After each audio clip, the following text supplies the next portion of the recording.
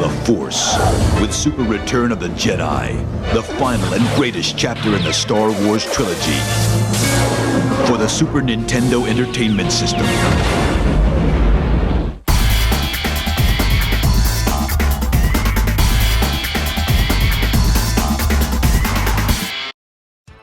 As the Super Nintendo aged, there were a variety of games that came to the platform from other systems. Some of these would be from other home computers such as the Amiga, and some would be from consoles such as the Sega Genesis. But around the mid-90s, even Hudson Soft was starting to port some of their franchises over, from the TurboGrafx-16 and Turbo Duo, which were considered a failure by that time. But there were also a few other exclusive franchises that would make their appearance on the Super Nintendo only during this time period, and I figured we'd go ahead and take a look at those as well.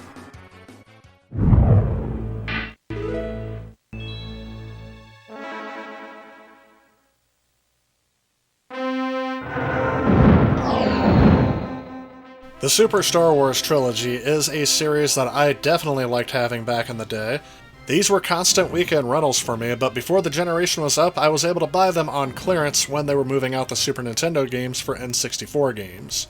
These games were all developed by LucasArts and published by JVC and Nintendo, releasing one title a year for 3 years.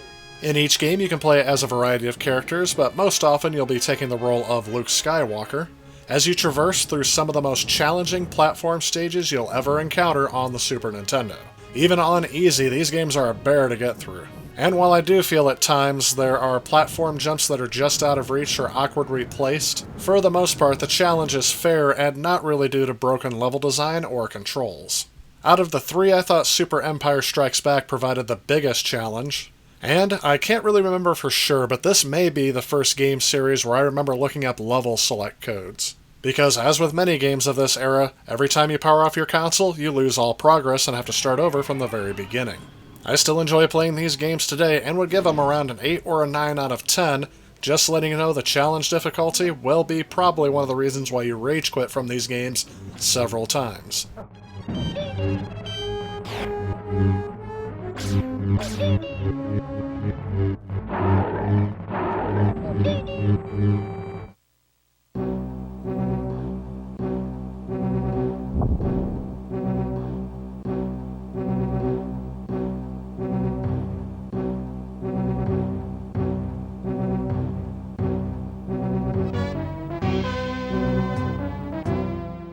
Indiana Jones's Greatest Adventures sees you going through all 3 movies in one game, and it uses the same game engine as Super Star Wars.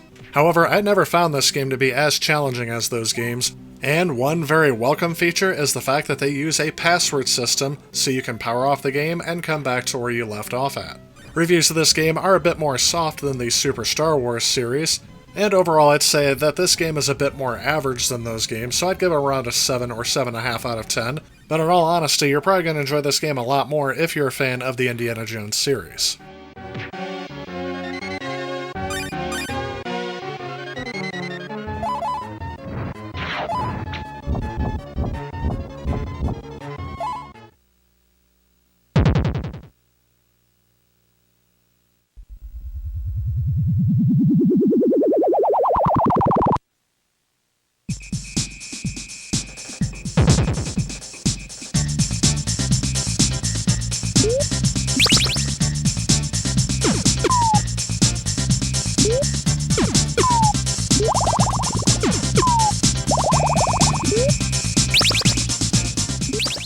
Super Adventure Island is one of my favorite games I rented back in the day. When I first started collecting video games, this is one of the games I had towards the top of my list to collect.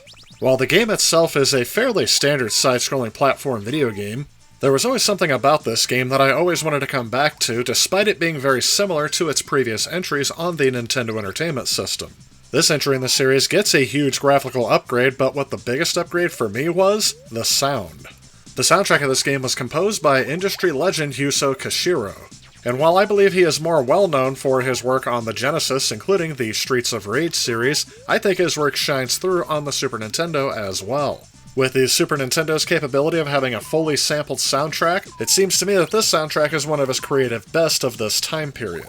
I already mentioned this game earlier when I was talking about games with great sound, and again, I don't think I've heard anything like this on the Super Nintendo, and when I play this soundtrack for people outside of the game and try to have them guess what it's from, none of the people I've played it to on a blind sound test would have ever guessed it came out of the Super Nintendo. However, it has been pointed out to me more recently, as I am used to hearing the soundtrack over this game, that when people actually finally see what game it's from, they don't really feel like the soundtrack matches the subject matter. And I can see that perspective, but really, I never questioned it as a kid, and I still don't to this day. While they could be referring to the melodic style of each of these tracks, I think the big thing that makes it fit is the fact that each one of these has a high fast pace because there is a timer in each level that will force you to go through every level in this game as quick as possible. And as this game features one-hit kills and often sends you back to the beginning of a stage or level when you run out of lives and continues, you'll be hearing this soundtrack over and over again, and I never got tired of it through multiple playthroughs. Graphically, I think the game still holds up well due to its art style, though I think the 16-bit systems were very well suited to this graphical art style of looking kind of like 2D animation, and the game offers a tough but fair difficulty that only ramps up with each level.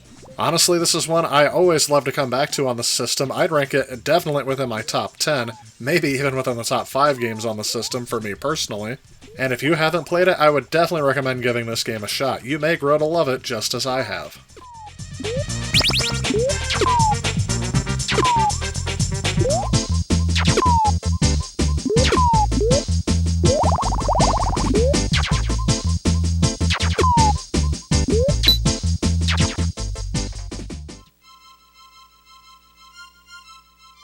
Hook is a game that I have had recommended to me to try on almost every platform it's been released on, and I'd have to go back and check, but I think the last console I played this on was probably the Sega CD.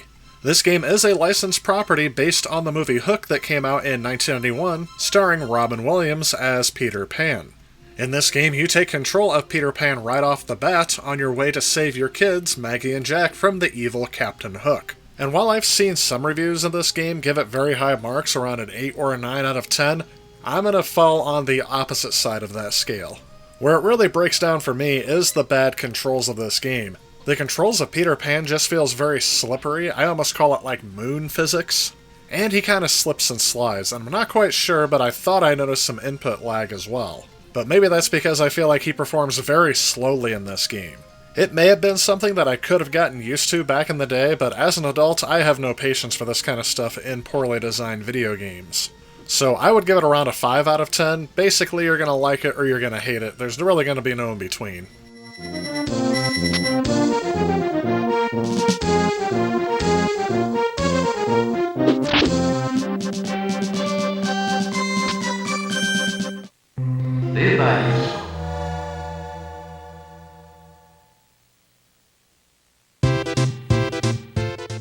Joe and Mac is a game that originally hit arcades in 1991, developed by Data East, and eventually it made its way to the Super Nintendo as well as a plethora of other home platforms.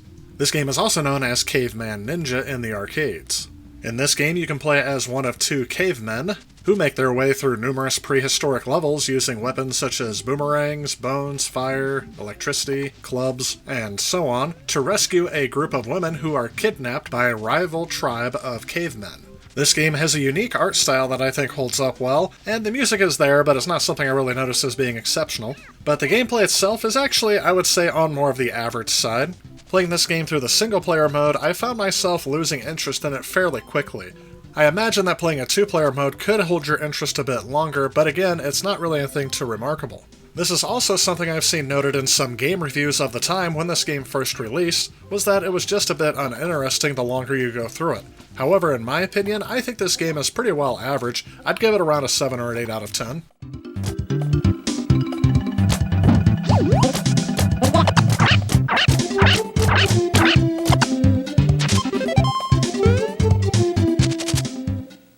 Interestingly, I've already covered the game's sequel, Congo's Caper. Which, yes, when I first played the game, I had no idea that was meant to be a sequel to Joe and Mac. However, there was an official sequel here in the US called Joe and Mac 2, but in PAL regions it was known as Joe and Mac 3 as to keep continuity between the numbered sequels. In this game, a caveman named Gork has stolen the crown belonging to the chief of your village, and it's up to the player to retrieve it by, you guessed it, completing the game. Again, in this game you play as either Joe or Mac with limited lives and continues. Throughout each level you'll defeat enemies such as Neanderthals, as well as dinosaurs and huge dinosaur bosses. After defeating each boss, you will earn one of the rainbow stones needed to retrieve the crown. When this game was released, it received moderately positive reviews, but as the game has aged, it has been featured on some top 100 games list, and I would say that this one is definitely very good. I would actually rank it above the original Joe and Mac, giving it around an 8 out of 10.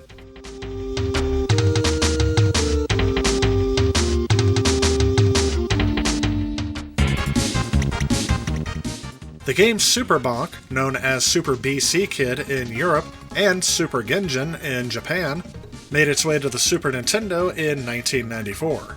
This is the fourth game in the Bonk series, having made its debut on the TurboGrafx-16, but as that console had all but disappeared by 1994, it appears Hudson decided to make an appearance on the Super Nintendo. The gameplay is very similar to Bonk 3. This game allows Bonk to travel through times from prehistoric levels, a modern version of Chinatown, and the moon. Throughout each level, you will encounter power-ups that will allow Bonk to change into creatures of varying ability. As in previous games, Bonk still uses his head to smash, and you can still fly through the air by propelling herself around and around in mid-air. This is a series that took me a little bit to get into, as I didn't start playing this at all until I started playing the TurboGrafx-16. And I do feel like the series has gotten a little bit better with each entry, and I really did like Super Bonk. Again, it's a little cutesy and cartoony for adults, but it's something that I really enjoyed the gameplay on, and I would definitely recommend for your Super Nintendo. Reviews of this game were mostly positive when it first came out, citing the strong graphical style and the cutesy graphics, as well as easy-to-learn controls. But a lot of reviews actually focus some criticism on the fact that it doesn't really add anything new to the Bonk series. And while that may have been true back in the day, I highly doubt a lot of people have played the Bonk series in modern times, and I really think this is one that if you haven't played Bonk before, it's going to provide you with a good experience. Again, this is another game that I've seen highly recommended on top 100 Super Nintendo games lists, so I really think this game has aged more gracefully than the original reviews.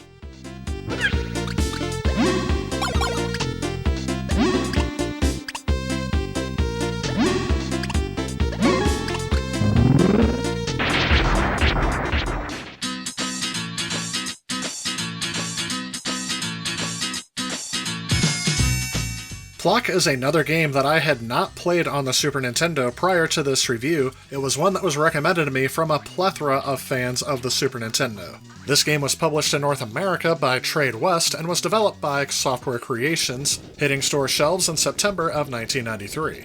In this game, you play as the title character Plok, who I guess I don't really know how to describe him. I've seen the words hood-headed used to describe him, but I have no idea what he actually is.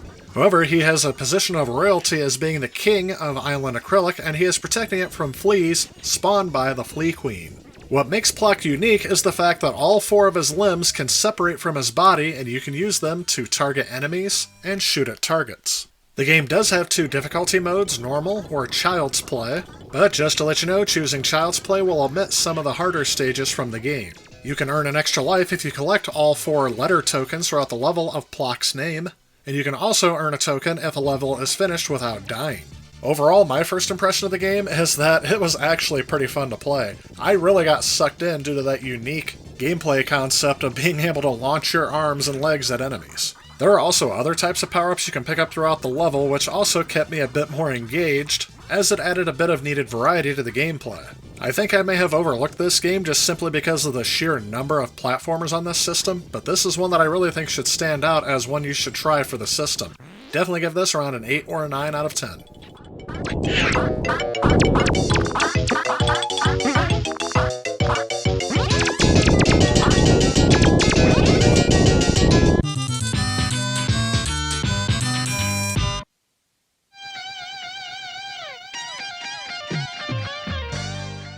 Out of all the games that I've covered for the Super Nintendo, there's one game publisher I have yet to talk about, and that is LJN.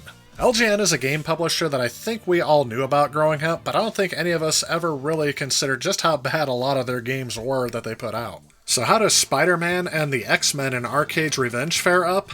Honestly, it seems kind of fairly standard actually for a game. I've definitely played worse games on the system, and I've definitely played better. I think that because Marvel properties are extremely popular even still to this day, this kind of game may be more enjoyed by those Marvel fans, but that is the only thing that draws me in. The gameplay is kind of lackluster and boring for the most part, and I'd give it around a 6 or a 7 out of 10. This is definitely a product of its time where LGN just needed to make a fairly average game, and the license was going to sell this game.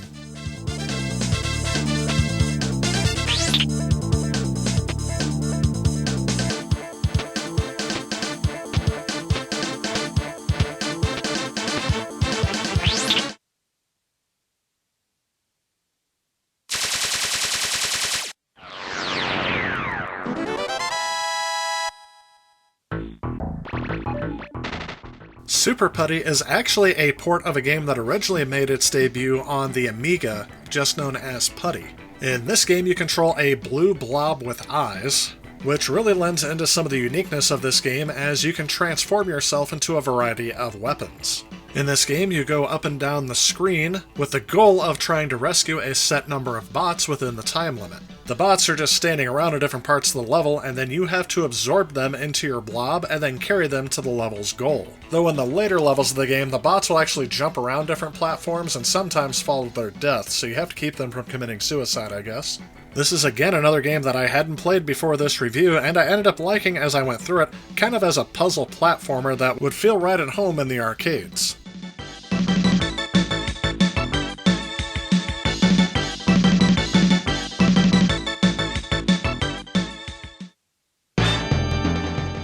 Super Valis IV was published by Atlas Software in February of 1993 for the Super Nintendo, and just to let you know, there is a game called Valis IV, but this game is vastly different. Just like with the Bonk series, I associate this a lot more with the PC Engine or TurboGrafx 16. As prior to this, it had been released only on Japanese computers and the Super CD-ROM 2 format on the PC Engine. This game does play very typically, though, to a standard Valis game, where you go through each stage with different weapons and just hack and slash your way through enemies. But as you would expect from adapting another PC Engine title for the Super Nintendo, there were several things removed from this game, including the animated sequences and several levels. When this game first released, it received mixed reception from critics, with many of them comparing it to the original PC Engine release. And I feel that reviews of this game are all over the place, where some praise the audio and visuals and others are saying it's not very good, and I'm wondering if that's specifically due to the fact that they're going from a CD-based format where more compromises would have to be made. In terms of gameplay, it's a fairly standard affair, but I didn't really get too far through this game. As for me personally, I didn't feel like going through this game all that much. The game score range on this is 3.5 out of 10 to 8.4 out of 10, so I would say it probably averages somewhere in between those.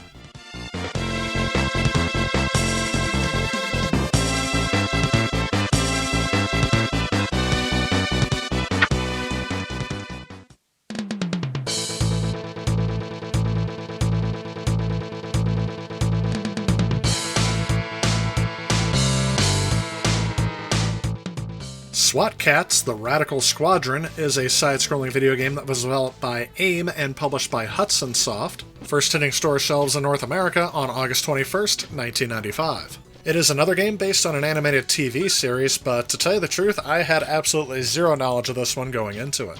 This game is described as being a 2D action platformer with some RPG elements, and while again this was pointed out to me to play for the system, it's one that I didn't really have too much of an attachment to. Reception on this game was mixed when it first came out, but I did see a couple of reviews pointing out that the fighter jet stages are done in kind of bizarre fashion, and that you would have to be under the influence of mind-altering substances to be able to hit anything. I have to admit, this is where my gameplay ended of it as well, so if you guys have played this and have a different perspective, let me know in the comments.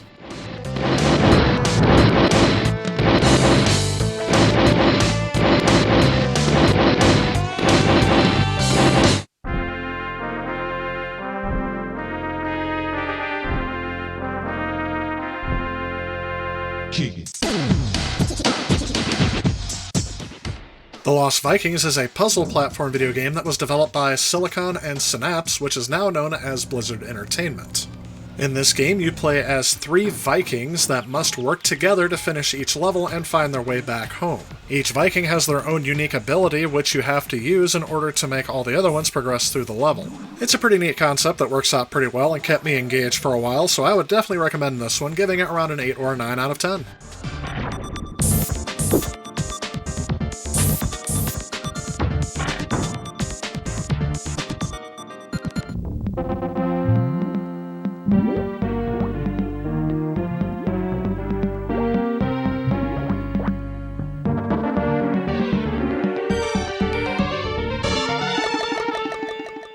The Mask is yet another product of its time.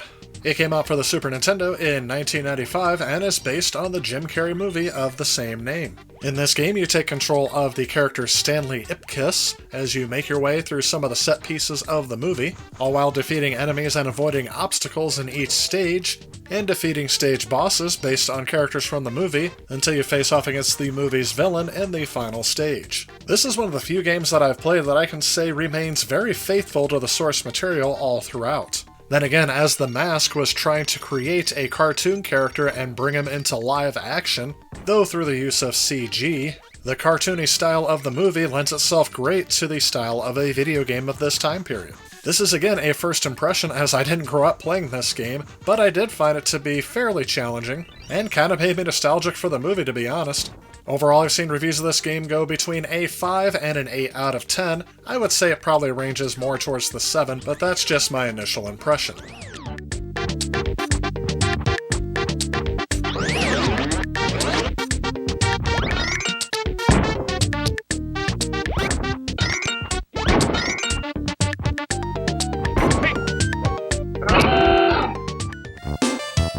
The last game I'm featuring in this video is a bit of a guilty pleasure for me, and that is Inspector Gadget. As a fan of the cartoon series, I could not wait to try out this game, and when I did, I was, somewhat disappointed, but also somewhat impressed by what they were able to get into the game. Strangely enough, this game was developed by the same developer of SWAT-Kats, but I think this game was the better adaptation. In this game, you play as Inspector Gadget as you travel around the world to rescue your niece Penny, who has been kidnapped by the terrorist organization MAD and its leader, Dr. Claw.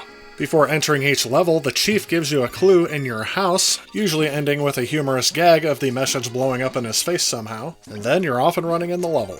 While playing as Inspector Gadget, you have a bunch of gadgets that you have to use to be able to make it through each level, which takes a little while to learn, but I got used to it pretty quickly back in the day. Your primary attacks are going to be your extendable arms and legs to punch and kick enemies, and throughout the levels you will collect more gadgets that can be used, including a helicopter rotor, plungers, and arrows. Your gadgets and attacks can be powered up throughout the level as well, which have varying effects depending on the gadget. The levels will take you all over the world, from Count Dracula's castle to an airship where you face off against Dr. Claw. When this game was released, it received mixed to average reviews, with some being critical, and I've seen review scores give it between a 5 and a 7 out of 10. Now, it could be the nostalgia talking, but I really feel like this game deserves a higher score than that. I would give it around an 8 out of 10, and would recommend it more so than some of the other platforms on this system. I'm kind of surprised this franchise isn't as popular as some of the other shows that I grew up with, and I'm kind of waiting for it to make its huge comeback sometime. At the very least, where's the next video game out of this series? I'll get you next time, Gadget. Next time!